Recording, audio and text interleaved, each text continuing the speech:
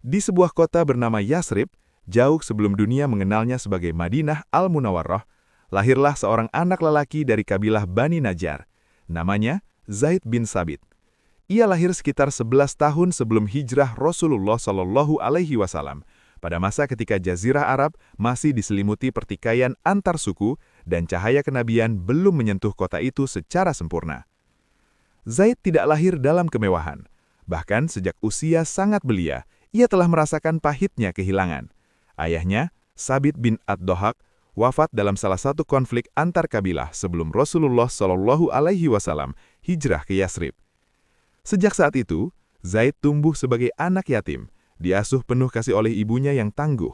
Kehilangan figur ayah tidak membuatnya lemah, justru menumbuhkan ketajaman batin dan kedewasaan yang melampaui usianya. Ibunya melihat sesuatu yang istimewa pada diri Zaid. Anak itu tidak banyak bermain seperti anak-anak lain. Ia lebih sering duduk, mendengarkan percakapan orang dewasa, mengamati kata demi kata dan menyimpannya dalam ingatan. Daya hafalnya luar biasa. Sekali mendengar, ia mampu mengulang dengan tepat. Sekali membaca, ia mengingat dengan kuat. Seakan-akan Allah telah menyiapkan ruang khusus dalam dadanya untuk ilmu. Ketika dakwah Islam mulai masuk ke Yasrib, Zaid masih sangat muda, namun cahaya tauhid menyentuh hatinya tanpa ragu. Ia termasuk anak-anak Ansar yang paling awal memeluk Islam. Tidak ada paksaan, tidak ada kebimbangan. Sejak awal, ia menerima Islam dengan kejernihan pikiran dan ketulusan hati. Perubahan besar terjadi ketika Rasulullah Shallallahu Alaihi Wasallam hijrah ke Yasrib. Kota itu bergetar oleh sejarah. Jalan-jalan dipenuhi lantunan sholawat dan wajah-wajah yang bercahaya. Zaid berdiri di antara kerumunan, menyaksikan sosok yang selama ini hanya ia dengar dari cerita, Nabi akhir zaman. Ibunya menggenggam tangan Zaid erat-erat. Di dalam hatinya ada harapan yang ia simpan lama. Ketika kesempatan tiba, ia membawa Zaid menghadap Rasulullah. Dengan penuh hormat, sang ibu berkata, "Wahai Rasulullah, ini anakku Zaid. Ia telah memeluk Islam dan menghafal beberapa surah Al-Quran." Nabi Shallallahu Alaihi Wasallam memandang Zaid. Pandangan itu bukan sekedar melihat tubuh kecil di hadapannya, tetapi menembus hingga ke dalam jiwa. Zaid menunduk, jantungnya berdegup kencang. Lalu ia diminta membaca apa yang telah ia hafal. Dengan suara anak-anak yang masih polos namun mantap, Zaid melantunkan ayat-ayat Al-Quran. Nabi Shallallahu Alaihi Wasallam tersenyum. Sejak saat itu, hidup Zaid berubah. Ia bukan lagi sekedar anak yatim dari Yasrib. Ia telah masuk ke dalam lingkaran perhatian Nabi. Sebuah kehormatan yang kelak akan disertai amanah besar. Namun masa itu juga adalah masa ujian, ketika kaum muslimin bersiap menghadapi perang Badar. Semangat Zaid membuncah, ia ingin ikut, ia ingin berdiri di barisan pembela Islam. Dengan dada berdebar, ia mengajukan diri, tetapi Rasulullah Shallallahu Alaihi Wasallam menolak dengan lembut. Usianya masih terlalu muda. Zaid pulang dengan mata berkaca-kaca, bukan karena kecewa pada keputusan Nabi. Ia tidak pernah meragukan kebijaksanaan beliau, melainkan karena kerinduan untuk berkhidmat. Ia merasa tertinggal, seolah-olah belum layak memberi sesuatu bagi agama yang ia cintai. Allah tidak menyia-nyiakan kegundahan itu. Jika para sahabat dewasa berjihad dengan pedang, maka Zaid akan berjihad dengan akal dan hafalan. Di usia yang masih belia, ia mulai mendalami Al-Quran secara serius. Ia duduk di majelis-majelis ilmu, mendekati Rasulullah setiap ada kesempatan, menghafal dengan penuh adab, dan menjaga lisannya dari hal-hal yang sia-sia. Keutamaan Zaid mulai tampak jelas. Kecerdasan alami yang menonjol, hafalan kuat yang jarang tertandingi, kerendahan hati, meski ilmunya terus bertambah, dan disiplin dan adab terhadap Rasulullah. Ia tidak banyak berbicara, tetapi ketika berbicara, kata-katanya terukur. Ia tidak menonjolkan diri, tetapi kehadirannya selalu dirasakan. Di Madinah, Zaid tumbuh bersama wahyu yang terus turun. Ia menyaksikan ayat-ayat Al-Quran membentuk masyarakat baru, memperbaiki akhlak dan menata kehidupan. Di sanalah hatinya semakin terpaut pada kitab Allah. Bukan sekedar hafal, tetapi memahami bahwa Al-Quran adalah amanah langit. Tanpa ia sadari, Allah sedang menyiapkannya untuk peran yang tidak akan diemban sembarang orang. Bukan peran yang dipenuhi sorak-sorai, tetapi peran sunyi yang menentukan masa depan umat. Zaid belum tahu, di masa itu, bahwa tangannya kelak akan menjadi tangan yang menulis wahyu dan namanya akan terikat erat dengan terjaganya Al-Quran hingga akhir zaman. Yang ia tahu hanyalah satu. Ia ingin dekat dengan Rasulullah dan hidupnya ia serahkan sepenuhnya untuk Islam. Dan dari seorang anak yatim yang pendiam di Yasrib, sejarah mulai menulis takdirnya dengan tinta cahaya. Madinah tumbuh bersama wahyu. Setiap hari, kota itu menyaksikan perubahan, akhlak dibentuk, hukum diturunkan, dan jiwa-jiwa dituntun. Di tengah denyut sejarah itulah, Zaid bin Thabit tumbuh dari seorang remaja Ansor menjadi sosok yang kelak memikul amanah paling sunyi, namun paling menentukan, pena wahyu. Zaid tidak mengejar kedudukan, ia hanya mendekat kepada ilmu, mendekat kepada Rasulullah SAW. Setiap ada majelis, ia hadir. Setiap ayat turun, ia mendengarkan. Setiap kesempatan belajar, ia genggam. Kehausannya pada ilmu membuatnya dikenal bukan karena suara lantang, tetapi karena ketekunan yang konsisten. Suatu hari, Rasulullah SAW memanggilnya. Panggilan itu sederhana, namun bagi Zaid terasa seperti panggilan takdir. "Wahai Zaid," sabda Nabi SAW dengan nada tenang, "aku sering menerima surat dari kaum Yahudi. Aku tidak merasa aman bila membacanya melalui orang lain. Pelajarilah bahasa mereka." Zaid terdiam sejenak. Tugas itu tidak kecil. Bahasa Ibrani bukan bahasa yang lazim dipelajari orang Arab saat itu. Namun Zaid tidak bertanya panjang. Ia hanya menunduk dan menjawab mantap. "Baik, wahai Rasulullah." Ia pulang dengan hati bergetar. Sejak hari itu, Zaid menata waktunya dengan disiplin yang nyaris tidak dikenal remaja seusianya. Ia mengulang huruf demi huruf, kata demi kata. Ia mencatat, menghafal, mengoreksi. Siang dan malam berlalu dalam keheningan belajar. Dalam waktu sekitar 2 minggu, Zaid kembali menghadap Rasulullah SAW. "Wahai Rasulullah," katanya lirih namun yakin, "aku telah mempelajarinya." Nabi mengujinya. Zaid membaca dan menulis. Tidak ada keraguan. Rasulullah mengangguk, lalu bersabda, "Jika ada surat untukku, bacakanlah. Dan jika aku hendak mengirim surat, tuliskanlah." Sejak saat itu, Zaid menjadi penerjemah dan penulis surat Rasulullah. Tidak berhenti di sana, ia juga mempelajari bahasa Suryani, memperluas perannya sebagai penjaga komunikasi umat. Keutamaan Zaid semakin tampak, cepat belajar, jujur, dan amanah. Namun puncak amanah itu datang ketika wahyu turun. Setiap kali Jibril membawa ayat, Rasulullah memanggil para penulis wahyu. Di antara mereka, Zaid sering berada paling dekat. Ia duduk dengan penuh adab, membawa alat tulis seadanya, pelepah kurma, tulang belikat, kulit atau batu tipis. Tangannya menulis, tetapi hatinya bergetar. "Letakkan ayat ini setelah ayat tentang ini dan itu," kata Rasulullah suatu ketika. Zaid mengangguk, memastikan setiap detail. Ia tidak menulis berdasarkan ingatannya semata, tetapi berdasarkan arahan langsung Nabi. Ia tahu, satu kesalahan kecil dapat berdampak besar. Karena itu, ia menulis perlahan, memeriksa ulang, lalu menunggu persetujuan. Dalam sunyi itulah, Zaid belajar makna amanah. Ia bukan sekedar menulis kata-kata, ia menjaga kalam Allah. Pernah suatu hari, setelah selesai menulis, Zaid bertanya dengan penuh hormat, "Wahai Rasulullah, apakah urutan ini benar seperti yang engkau kehendaki?" Nabi menjawab singkat namun tegas, "Ya, beginilah ia diturunkan." Jawaban itu menenangkan Zaid. Ia menyadari bahwa tugasnya bukan berijtihad, melainkan taat dan teliti. Keutamaan Zaid di mata para sahabat pun kian diakui. Meski usianya lebih muda, mereka menghormatinya, bukan karena ia dekat dengan Nabi, tetapi karena ilmunya jujur dan lisannya bersih.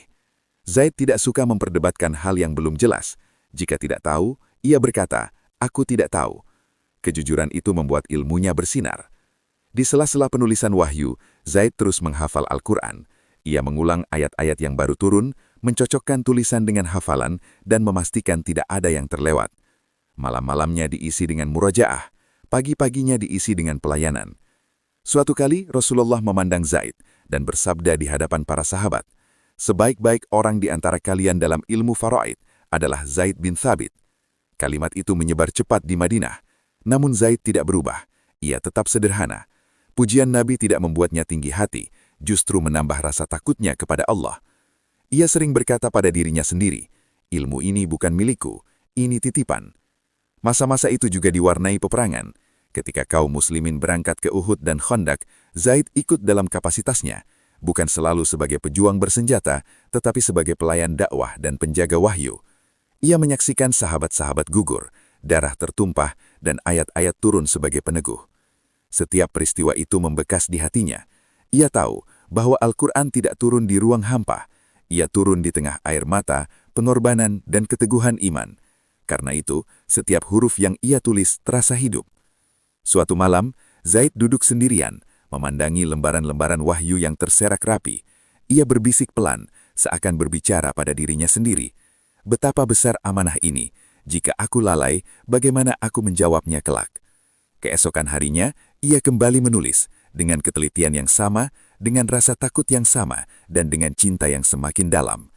Tahun-tahun berlalu, wahyu semakin sempurna, Zaid semakin matang, dari remaja menjadi pemuda, dari pemuda menjadi penjaga teks suci. Rasulullah terus membimbingnya, mengoreksi bila perlu, dan mempercayainya tanpa ragu. Dan ketika wahyu terakhir turun, Zaid ada di sana, sebagai saksi hidup bahwa Al-Quran dijaga bukan hanya oleh hafalan, tetapi oleh amanah manusia-manusia pilihan. Ia belum tahu bahwa ujian terbesarnya justru akan datang setelah Rasulullah wafat.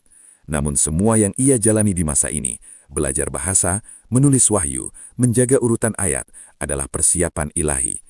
Pena Zaid telah tertempa, hatinya telah diasah, dan ketika umat membutuhkan seseorang untuk menghimpun Al-Quran, nama itu akan kembali dipanggil. Hari itu, Madinah seperti kehilangan denyutnya. Ketika kabar wafatnya Rasulullah SAW menyebar, udara terasa berat, dan langkah-langkah manusia berjalan tanpa arah. Zaid bin Sabit berdiri di antara para sahabat dengan dada sesak. Ia masih muda, tetapi rasa kehilangan itu terasa seperti beban yang menua di bahunya seketika. Hari-hari setelah itu dipenuhi kesunyian. Tidak ada lagi suara wahyu turun, tidak ada lagi panggilan lembut Nabi SAW yang mengatur letak ayat. Zaid merasakan satu pertanyaan berputar-putar di kepalanya. Bagaimana nasib Al-Quran setelah ini? Pertanyaan itu segera menemukan bentuknya yang paling nyata. Perang Yamamah pecah. Kaum muslimin menghadapi gelombang pemberontakan. Kemenangan diraih, tetapi dengan harga yang sangat mahal. Banyak para penghafal Al-Quran gugur sebagai syuhada. Ketika kabar itu sampai ke Madinah, Umar bin Khattab gelisah. Ia melihat bahaya yang tak terlihat oleh pedang. Umar segera menemui Khalifah Abu Bakar Asy-Siddiq. "Wahai Khalifah Rasulullah," kata Umar dengan suara tertahan. "Orang-orang yang menghafal Al-Quran telah banyak gugur. Aku khawatir jika peperangan terus berlanjut, sebagian Al-Quran akan hilang. Menurutku engkau harus menghimpunnya dalam satu mushaf." Abu Bakar terdiam lama. Matanya basah. Ia menjawab lirih. "Bagaimana aku melakukan sesuatu yang tidak pernah dilakukan Rasulullah SAW?" Umar mendekat. "Demi Allah, ini adalah kebaikan." Perdebatan itu berlangsung dengan hati yang bergetar. Hingga akhirnya Allah melapangkan dada Abu Bakar. Ia pun memanggil seseorang, bukan yang paling tua, bukan yang paling keras suaranya, tetapi yang paling amanah terhadap wahyu. Zaid dipanggil menghadap. Ketika Abu Bakar menyampaikan amanah itu, wajah Zaid pucat. Ia merasa bumi di bawah kakinya bergeser. Dengan suara yang hampir tak terdengar, ia berkata, "Demi Allah, jika kalian memerintahkanku memindahkan sebuah gunung, itu lebih ringan bagiku daripada menghimpun Al-Quran."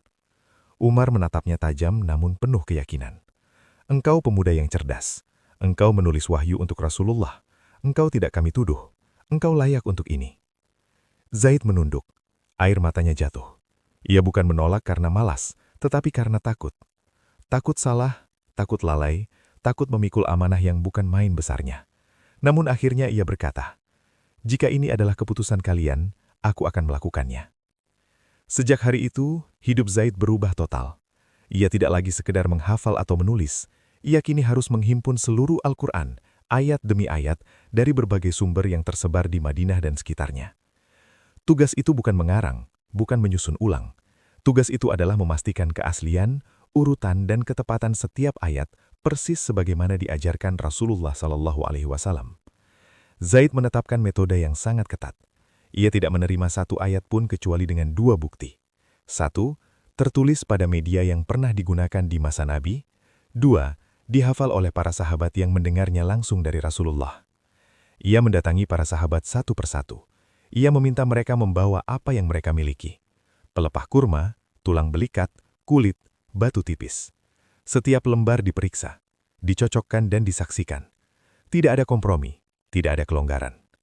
Suatu hari, Zaid menemukan satu ayat terakhir dari surah At-Taubah yang tertulis pada seseorang, namun ia tidak menemukan pada yang lain dalam bentuk tulisan. Zaid berhenti. Ia tidak gegabah. Ia mencari saksi hafalan, memastikan bahwa ayat itu memang didengar langsung dari Rasulullah. Barulah ia menuliskannya. Hari-harinya diisi dengan ketegangan yang sunyi. Tidak ada sorak, tidak ada tepuk tangan. Yang ada hanyalah rasa takut kepada Allah. Setiap malam Zaid mengulang pekerjaannya. Setiap pagi ia memulai kembali dengan kehati-hatian yang sama. Ia sering berbicara pada dirinya sendiri. Jika aku lalai satu huruf, maka aku telah mengkhianati amanah umat. Pekerjaan itu memakan waktu. Bukan karena sulitnya mencari ayat, para sahabat masih banyak yang hafal. Tetapi karena ketelitian yang luar biasa. Zaid tidak ingin Al-Quran terjaga dengan tergesa-gesa, tetapi dengan kepastian. Akhirnya setelah usaha panjang dan doa yang tak terhitung, mushaf itu selesai. Al-Quran terhimpun utuh dalam satu naskah. Abu Bakar menerimanya dengan tangan gemetar. Umar memandangnya dengan mata berkaca-kaca. Mushaf itu disimpan dengan penuh kehormatan. Bagi Zaid, tugas itu belum selesai. Ia tahu apa yang ia lakukan bukanlah prestasi pribadi. Ia hanyalah alat yang dipilih Allah. Setelah Abu Bakar wafat, mushaf itu berpindah ke tangan Umar. Setelah Umar wafat, mushaf itu dijaga oleh Hafsah binti Umar. Tahun-tahun berlalu, umat Islam meluas. Perbedaan dialek bacaan mulai muncul. Sekali lagi umat menghadapi potensi perpecahan. Kali ini bukan oleh pedang, tetapi oleh perbedaan bacaan. Khalifah Utsman bin Affan bertindak. Dan sekali lagi, nama Zaid bin Sabit disebut. Zaid memimpin tim untuk menyalin mushaf standar berdasarkan mushaf Hafsah dengan dialek Quraisy. Ia bekerja dengan prinsip yang sama, ketelitian, kehati-hatian, dan ketundukan pada tradisi Nabi. Mushaf-mushaf itu kemudian dikirim ke berbagai wilayah Islam. Dengan langkah itu, Allah menjaga Al-Quran dari perselisihan. Dan di balik semua itu, ada seorang lelaki yang bekerja dalam diam. Zaid menutup pekerjaannya tanpa merasa menang. Ia hanya bersyukur telah menyelesaikan amanah tanpa mengkhianatinya. Ia tahu namanya mungkin akan dilupakan manusia. Tetapi selama Al-Quran dibaca, pekerjaannya akan hidup. Dan pada malam yang sunyi, Zaid berdoa pelan. Ya Allah, Engkau tahu aku tidak menginginkan apapun selain ridhomu. Terimalah amal kecil ini. Amanah itu telah ia pikul. Gunung itu telah ia pindahkan. Bukan dengan tenaga, tetapi dengan iman dan kejujuran. Tahun-tahun setelah penyusunan mushaf adalah masa yang sunyi bagi Zaid bin Thabit, namun justru disitulah keagungannya semakin terasa. Ia tidak tampil sebagai orator besar atau panglima perang. Ia hadir sebagai penjaga ilmu, rujukan umat, dan penopang keadilan di Madinah, kota yang kini menjadi pusat peradaban Islam. Zaid menetap di Madinah. Rumahnya sederhana, pakaian dan makanannya tak berbeda dari masyarakat sekitar. Namun siapapun yang memiliki persoalan ilmu akan tahu kemana harus melangkah. Di serambi Masjid Nabawi, namanya disebut dengan penuh hormat. Ia dikenal sebagai ahli faraid, ilmu waris, hingga Rasulullah SAW sendiri pernah bersabda bahwa Zaid adalah yang paling menguasainya di antara umat. Ilmu waris bukan ilmu yang mudah. Ia menuntut ketelitian matematis, kejujuran niat, dan keberanian menegakkan keadilan, bahkan ketika keputusan itu tidak menyenangkan pihak tertentu. Zaid menguasainya bukan sekedar dengan rumus, tetapi dengan rasa takut kepada Allah. Baginya, membagi harta adalah membagi amanah. Suatu hari, seorang lelaki datang dengan wajah gelisah. "Wahai Abu Sa'id," katanya, memanggil kunyah Zaid, "aku takut salah membagi harta keluargaku." Zaid memandangnya tenang. "Takutlah kepada Allah dan jangan kau kurangi hak siapapun. Duduklah, jelaskan satu persatu."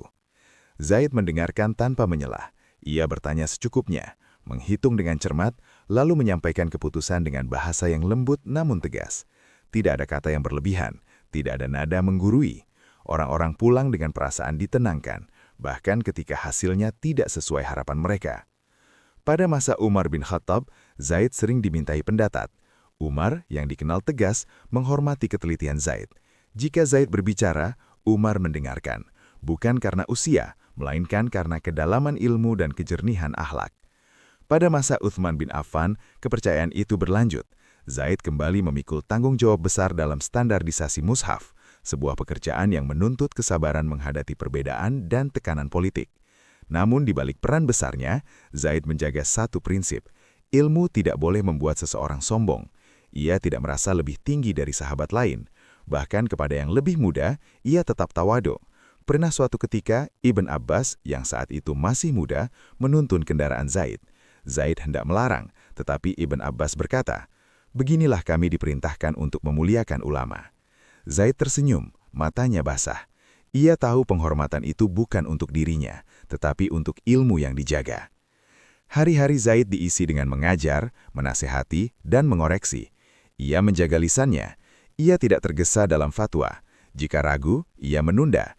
Jika tidak tahu, ia mengaku tidak tahu. Baginya, berkata "aku tidak tahu" adalah bagian dari amanah. Seiring bertambahnya usia, tubuh Zaid melemah, tetapi ingatannya tetap tajam. Ia masih mengulang Al-Quran, masih menelusuri ayat demi ayat dengan perasaan yang sama seperti saat pertama kali menuliskannya di hadapan Rasulullah SAW. Al-Quran bukan